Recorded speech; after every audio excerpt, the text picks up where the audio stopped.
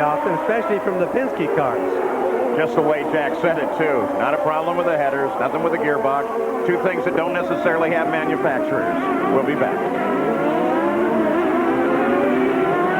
It sets up as we go to the final 15 laps of the run through the streets at the world's largest beach party. Al Unser Jr. is the leader by 7 seconds over Michael Andretti. Christian Fittipaldi, when his uncle went out, assumed third place. And the battle right now is just a bit further back. Eddie Cheever runs in fourth place. And the battle is Teo Fabi and Scott Pruitt. There they are. The 33 car of Fabi, the 20 car of Scott Pruitt.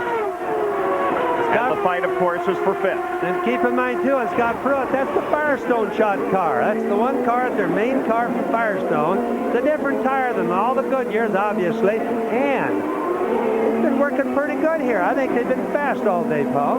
Behind this battle is Stefan Johansson, then Carlos Guerrero, Mauricio Guzman, and Eric Bachelard. Let's go to Gary. Paul, we had 2 reports that Michael Andretti may be experiencing gearbox problems, that he's upset. But we've gone to Tom Wirtz and to Peter Gibbons and the crew. They say no, there is no such problem. So let's wait and watch.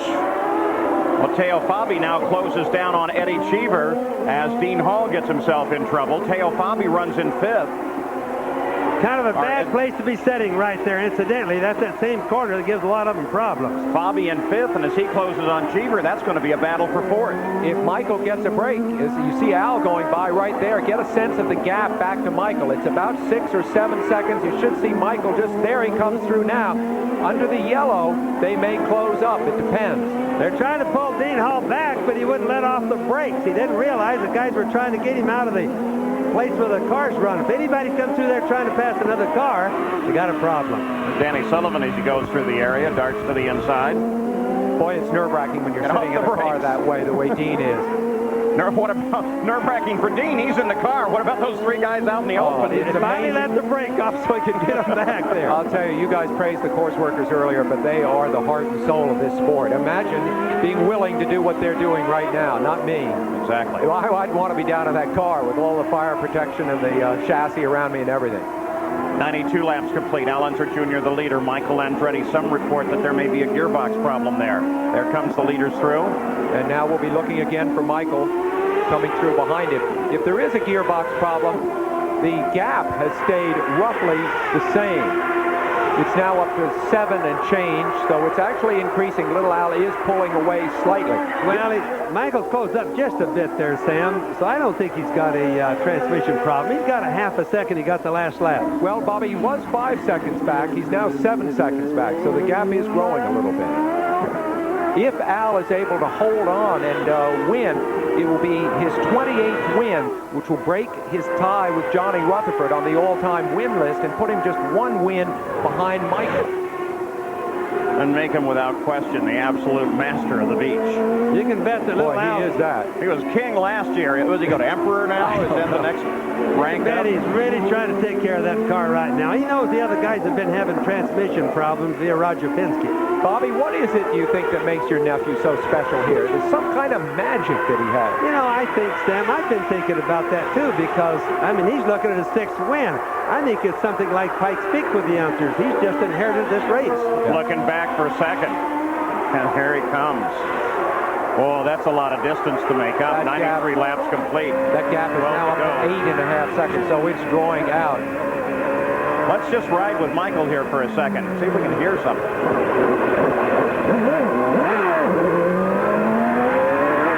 definitely got transmission problems. He's lost the low gear. He had to come off that curve 1 gear too high, which he's slipping the clutch. Now that's a no-no. That's going to mean the clutch may not make it. Bobby, remember we heard that in Australia, and it preceded Michael Andretti crashing out of 2nd place.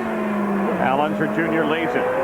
Michael is in 2nd as we come to the closing laps. 6 laps into the Toyota Grand Prix of Long Beach. Al Unser Jr. leads it. No contest with 2nd. Michael Andretti is now 8 seconds back. Christian Fittipaldi is in 3rd place. This is the battle. It's Eddie Cheever, Teo Fabi, and Scott Pruitt. They are fighting 4th, 5th, and 6th. They're nose to tail right now. In May, ABC Sports heads to the Brickyard for the complete coverage of the greatest spectacle in racing. Saturday, May 13th, it's a race against the clock for the coveted pole position at the Indianapolis 500 time trials. And then Sunday, May 28th, defending champion Al Unser Jr. battles the world's best drivers in the Indianapolis 500. That's next month here on ABC Sports. Well, just watch that Teo Fabi working on Eddie Cheever. Teo's awfully good red racer. Cheever hasn't had a very good handling car for a long time. Really making hay while the sun shines. Remember, both Cheever, who you see in the black car, and Fabi, who pulls that now, they both have extensive Formula One experience. Neither able to win in Formula One. Both very competitive in Indy cars right now. It's a good race for Eddie Cheever. He's needed a good one. Let's go to Jack Arute. Well, Emerson, you've made your way back to the pits. An expired motor, disappointment once again. Well, Jack, I was catching Junior. I had the quickest car on the track. The team made a fantastic work. I was coming from 9th to 2nd behind Junior, and I knew I was going to challenge Junior, and that was a shame what happened. But, the car is very strong. The team is very strong. I'm looking for the next race in Nazareth, and still for the season, can win the championship. Tough part is, guys, is when you hear him say those words, you think maybe he's trying to convince himself as well right now. Piece of debris went bouncing across the course there. Just as a matter of fact, because the EDS scoring system lets us do stuff like this, not to say Emerson's wrong, but the fastest lap of the race has been turned by Michael Andretti. He turned it on lap 60 at 106.8 miles an hour. Suppose you're Scott Pruitt, the third car in this three-car lineup here. What do you do? You are hoping that Bobby makes an ill-timed move on Cheever, or Cheever cuts Bobby off. There's every chance that that'll happen. Three of those guys are like a bunch of dogs in a fight right now. They're really going after it in every corner. There's Christian Fittipaldi. He runs in third place. Yes, Fittipaldi had been closing on second place Michael Andretti until about 2 laps ago. Then he began to drop back. As you see, he's almost in Cheever's clutches there. Yeah, he could be in serious trouble by the end of Seaside. They turn on to Seaside now.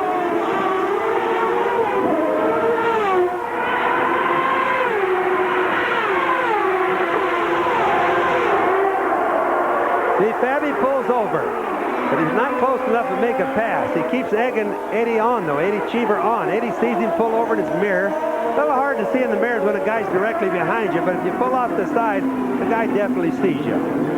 Well, while we continue to track this, which is now a four-way fight for third, let me tell you that Al Unser Jr.'s interval to Michael Andretti is now only 5 seconds. So 3 seconds disappeared there somewhere. Was it little Al comfortable in the lead and slowing down?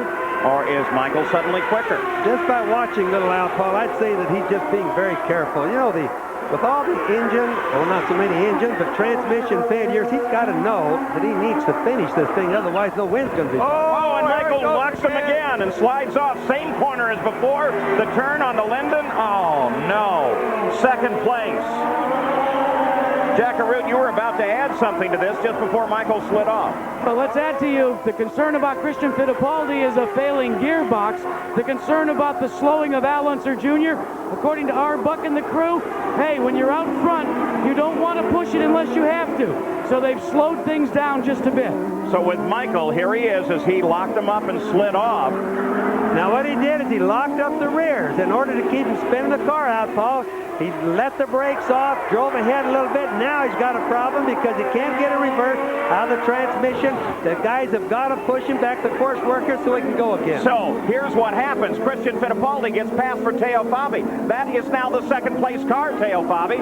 Christian is back to third. In fourth place is Scott Pruitt. Eddie Cheever is fifth. And Michael, while he was running second, was actually leading the points chase. Of course, now he's dropped out of that. Michael's rear brakes locked up. He must have his brakes just awfully hot because when he put on the brakes down there, the rears locked momentarily. Michael doing the right thing, let off the brakes, drove it straight so he wouldn't spin out. Unfortunately, he was in a very bad position. Now Christian has really fallen well back. What's the smoke there? Looks like somebody lost the rear end for a second. Michael Andretti getting going again is what it was. There's Pruitt is snuck by Cheever. And in doing so, Pruitt runs now in fourth place. He's now the points leader. So we're going all the way to the checkered flag, and this thing's not over, except for the fact that Al Unser Jr., with all this action, now suddenly has 22 seconds on second place. And if Al Unser Jr. holds on to win, remember this will make the 4th different driver this season who's won a race. You have to go back over 3 years for that to have happened before. Just think, drivers. Just think, Sam, all this action and only 3 laps to go. And there may be more yet. Here's Pruitt. Scott Pruitt looking at another podium finish in 3rd place, but can he chase down Teo Fabi? Teo's just ahead. About a second and a half ahead as they hit that corner. Pruitt's team had some bad luck at Phoenix, so they might have been on the podium there, too. An infraction called by the officials. They were unable to discuss that infraction with the officials. The black flag was shown. Regrettable incident. He might have been on the podium. It's all been sorted out now, though. Tell you what, don't count out Eddie Cheever here. Did you see him come off of the corner? About 2 corners ago, he really pitched it wide. Let's go to Gary Gerould. Here's heartbreak looming for a couple of teams. Teo Fabi and Scott Pruitt, we're told, are both going to get stop-and-go penalties here for passing Eddie Cheever in a yellow zone. So those 2 positions were improved under a yellow. Oh, no. So 2nd place goes, 3rd place goes out. Cheever will come forward. That puts Christian Fittipaldi back up to 3rd once again when they display that black flag. Incredible. 2 black flags for this man, Scott Pruitt, in 2 successive weekends with a major impact on the outcome of the race. And having a massive impact on the outcome. If you think that Pat Patrick isn't going to be chewing nails this time, boy, just watch this. He's still having a controversy over the last race in Phoenix last weekend. Al Unser Jr. crossed the line 22 seconds ahead of 2nd place car as he crossed the line, taking the white flag, indicating the final lap. Teo Fabi acknowledges the black flag, comes into the pits. There is Al Unser Jr., the emperor of the beach, as he makes the final 3 turns. A left, then a right, and the checkered flag will lie ahead. Al Unser Jr. comes onto shoreline. Oh, so careful.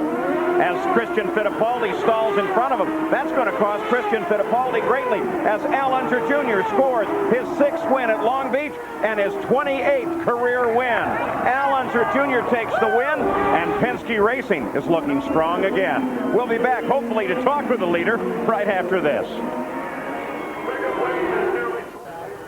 Back in victory lane with Al Unser Jr. Congratulations. Well, thank you very much. I just got to thank the whole Marlboro Team Penske for a wonderful job. I want to say hello to Al and Cody and Shannon at home, and this one's for you guys. Well, Paul, they called him the king. I think you're right. They should call him the emperor of the beach.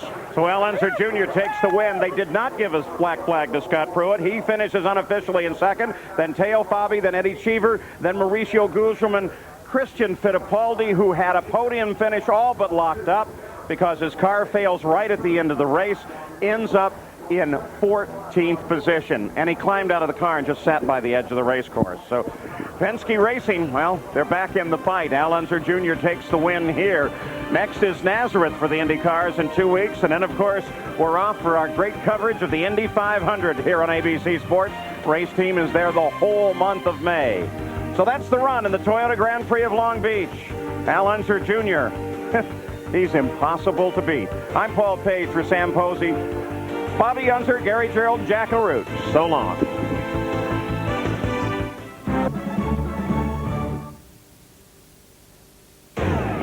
'95 has not been kind to Michael Andretti. Miami won the pole, dominated. Broken suspension took him out. Australia, another pole. He lost 2nd gear, lost the lead, finally lost control. In Phoenix, his own team suffered a communications breakdown, allowing Robbie Gordon to pass for the win. Had no idea I was in the lead now. In Long Beach, over-aggressiveness bit him not once, but twice. Today, Michael's at home, Nazareth, PA, trying to break the 1995 jinx. CBS Sports presents live flag-to-flag coverage of the Bosch Sparkplug Grand Prix. This is an event that used to be held in the autumn, and now they've moved to the springtime, the same date as the old Trenton Championship car race, and they couldn't have a more spectacular, sparkling setting for what should be a great race. Hello, everyone. Ken Squire. We're looking forward to a real barn burner here today. Consider that 4 drivers have already broken the old track record. Gordon's at 187 miles an hour for the pole, 2 miles an hour quicker than they've ever gone before. And 23 of the 27 starters are within 1 second of each other as we get down toward time to crank them up. Now, as you look over the season thus far, what a great PPG series this has been. Villeneuve, Tracy, Gordon, Unser in that last race at Long Beach, all winners. But here in Nazareth, there's only one person there talking